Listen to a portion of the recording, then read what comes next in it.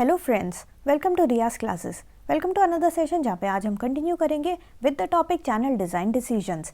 This topic is part of unit 13 of the subject marketing management of MCO 06 MCOM second year IGNOU. Before we begin, if you like the videos that I'm sharing, do hit the like button. Do share your comments to let me know you find all this useful for your studies. Also, don't forget to subscribe so that you won't miss out on watching and learning from my videos. So let us begin with our session. हमारे company को decide करना पड़ेगा कि कितने number of intermediaries each channel level पे, हर channel number पे कितने intermediaries को हमारा कंपनी यूज़ करेगा। और ये सब डिसीजन लेने के लिए कंपनी के पास 3 डिफरेंट तरीके के स्ट्रैटेजीज होते हैं, ठीक है। So now we will see the strategies that are adopted for choice of number of intermediaries. कितने नंबर होने चाहिए इंटरमीडियरीज के, इसका फैसला हम किस तरीके से करेंगे? 3 स्ट्रैटेजी की मदद से करेंगे। जो पहला स्ट्रैटेजी है that is exclusive distribution, the second strategy is selective distribution, while the third one is intensive distribution. अब ये तीनों स्ट्रैटेजीज क्या क्या हैं एक बार हम शॉर्ट में देख लेते हैं आगे। So the first one is exclusive distribution. नाम से ही लग रहा है कि एक्सक्लूसिव है। यहाँ पे जो हमारा कंपनी है, कंपनी लिमिट करेगा नंबर ऑफ़ इंटरमीडियरीज को, यानी कि ज़्यादा नंबर ऑफ़ इंटरमीडियरीज नहीं रहेंगे बिटवीन द प्रोड्यूसर या फिर जो मैन्युफैक्चरर है एंड द कस्टमर, ठीक है। तो यहाँ पे नंबर ऑफ़ इंटरमीडियरीज जो है वो कम रहेगा और इसका मेन उद्देश्य ये है कि जो हमारा मैन्युफैक्चर है या फिर जो हमारा प्रोड्यूसर है वो जो है मैक्सिमम कंट्रोल कर सके over the service level and output that is offered by our reseller. तो यहाँ पे एक्सक्लूसिव डिस्ट्रीब्यूशन आपको देखने को मिलेगा। प्रोड्यूसर जो है वो चाहता है कि ज़्यादा नॉलेजेबल सेल हो उसका, ठीक है। मेनली आपको ये सारी चीज़ें जो नए ऑटोमोबाइल्स है या फिर जो नए अप्लायंस है या वुमेन के जो अपैरल ब्रांड्स हैं, इन सब में आपको एक्सक्लूसिव डिस्ट्रीब्यूशन जो है वो देखने को मिलेगा। The second one is selective distribution. Selective distribution में we use more than a few but less than all of the intermediaries. मतलब कि ज़्यादा भी नहीं यूज़ करेंगे, कम भी नहीं यूज़ करेंगे, बट इतने होने चाहिए कि ऐसे इंटरमीडियरीज जो कि विलिंग होंगे to carry our particular product, जो कि हमारे प्रोडक्ट को लेने के लिए या फिर हमारे प्रोडक्ट के डिस्ट्रीब्यूशन में मदद करने के लिए वो तैयार होंगे। तो ऐसी चीज़ें जो हैं जैसे कि डिज़नी हो गया। डिज़नी जो होता है वो अपने वीडियोस जो होता है वो 5 डिफरेंट चैनल की मदद से वो डिस्ट्रीब्यूट करता है। तो इस तरीके से डिज़नी जैसे हो गया, वैसे ही डिफरेंट कंपनीज जो है वो सेलेक्टिव डिस्ट्रीब्यूशन करती है, ठीक है। सेलेक्टिव डिस्ट्रीब्यूशन के अंदर they use more than a few but less than all of the intermediaries who are willing to carry a particular product. The third one is intensive distribution, यानी कि यहाँ पे जो हमारा प्रोड्यूसर है वो मैक्सिमम आउटलेट्स को यूज़ करने की कोशिश करेगा ताकि उसका जो कवरेज है और जो सेल्स है वो मैक्सिमम हो सके।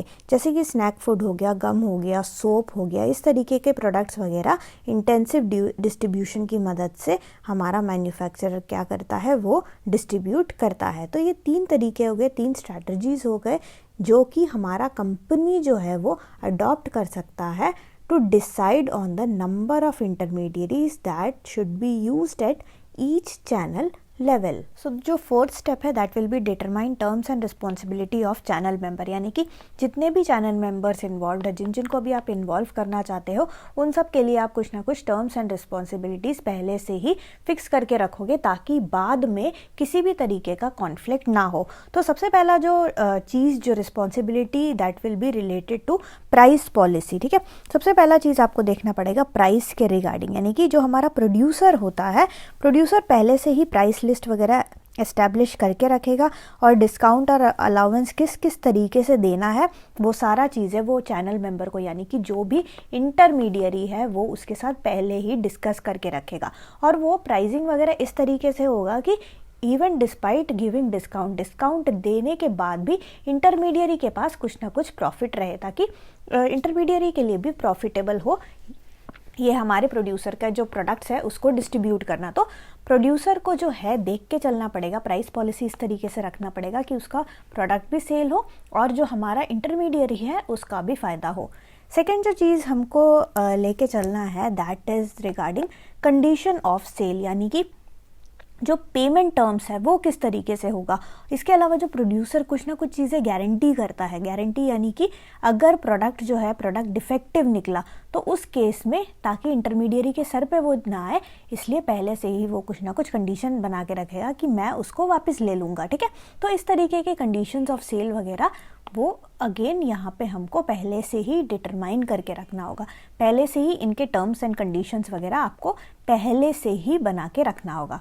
थर्ड जो चीज़ हमको देखना है that is regarding territorial right, यानी कि कुछ डिस्ट्रीब्यूटर्स होते हैं उनके वो कुछ टेरिटरीज़ में सेल करते हैं, तो उसके अंदर क्या क्या टर्म्स होंगे, क्या क्या कंडीशंस होंगे, आप फ्रेंचाइजी फर्दर दोगे, तो ये सारा चीज़ों का जो डिटेल्स है वो सारा डिटेल्स जो है वो डिस्ट्रीब्यूटर्स के साथ डिस्कस करेगा हमारा प्रोड्यूसर। एंड फाइनली जो फोर्थ थिंग जो है जिसके बारे में हमको टर्म्स एंड कंडीशंस पहले से ही बना के रखना है that will be regarding specific services to be performed by each party, ठीक है।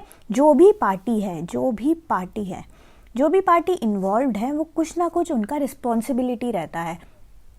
ऐसा नहीं है कि इंटरमीडियरी को दे दिया तो खाली इंटरमीडियरी का काम कस्टमर तक प्रोडक्ट पहुंचाना है, ऐसा नहीं है।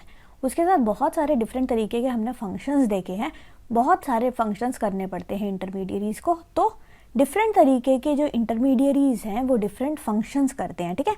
तो यहाँ पे पहले से ही म्यूचुअल सर्विसेज और रिस्पॉन्सिबिलिटी किस तरीके के सर्विसेज आप परफॉर्म करोगे वो सारा चीज़ें आपको, उसके सारे कंडीशंस आपको पहले से ही डिटरमाइन करना पड़ेगा।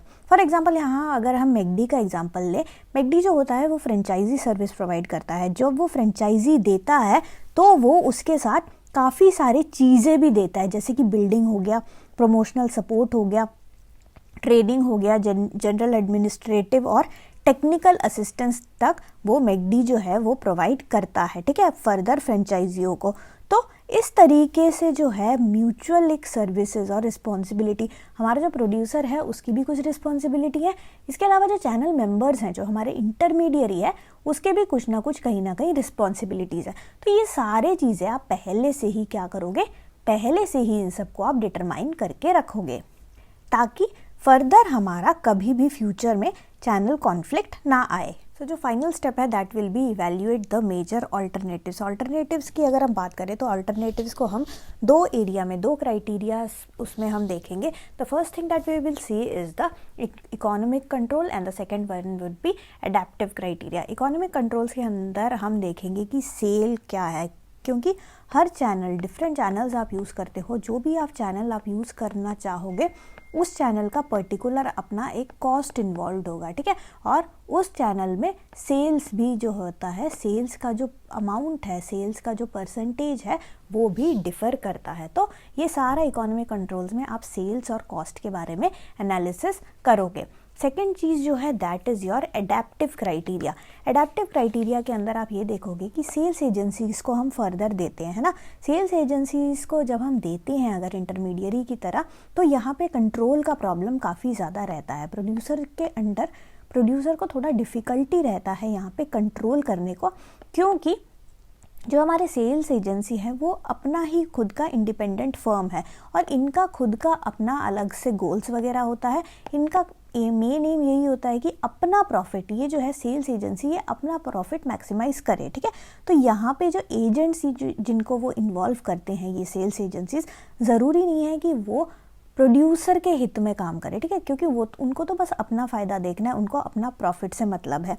फर्दर जो एजेंट्स होते हैं ज़रूरी नहीं है कि उनको जो प्रोडक्ट सेल हो रहा है, जिस प्रोडक्ट के लिए उनको हायर किया है, ज़रूरी नहीं है कि उसको उनका पूरा का पूरा नॉलेज हो, यानी कि टेक्निकल डिटेल्स कभी कभार उनको ज़्यादा पता नहीं होता, जिसके कारण सीधा वो जो प्रोडक्ट होता है उसके प्रमोशन को वो अफेक्ट करता है। तो जब भी आप चैनल को डिज़ाइन करोगे, सारे मेंबर्स को, सभी मेंबर्स के साथ जो है कोऑर्डिनेट करना बहुत ज़रूरी है, सबके साथ जो है डिस्कशन करना बहुत ज़रूरी है, क्योंकि सबका जो है मेंबर्स को जो है कुछ ना कुछ कमिटमेंट आपको दिखाना पड़ेगा, ठीक है। उनको जो है कुछ ना कुछ रिस्पॉन्सिबिलिटीज़ वगैरह लेना पड़ेगा, क्योंकि बिना रिस्पॉन्सिबिलिटी लिए जो है प्रॉपर तरीके से, हाईली एफिशिएंट तरीके से हम जो है इस चैनल को नहीं चला पाएंगे। हम अपना सेल्स वगैरह, अपना जो भी गोल्स हैं, हम उसको अचीव नहीं कर पाएंगे। तो जब भी चैनल डिज़ाइन करोगे, जब भी चैनल का चॉइस की अगर बात आती है, तो ये सारी चीज़ें होती हैं, ये सारे स्टेप्स हैं, इन सब चीज़ों के बारे में हमारा जो प्रोड्यूसर है उसको सोचना पड़ता है। So thank you so much for watching. Like, share and subscribe to Riya's classes. Thank you and bye bye.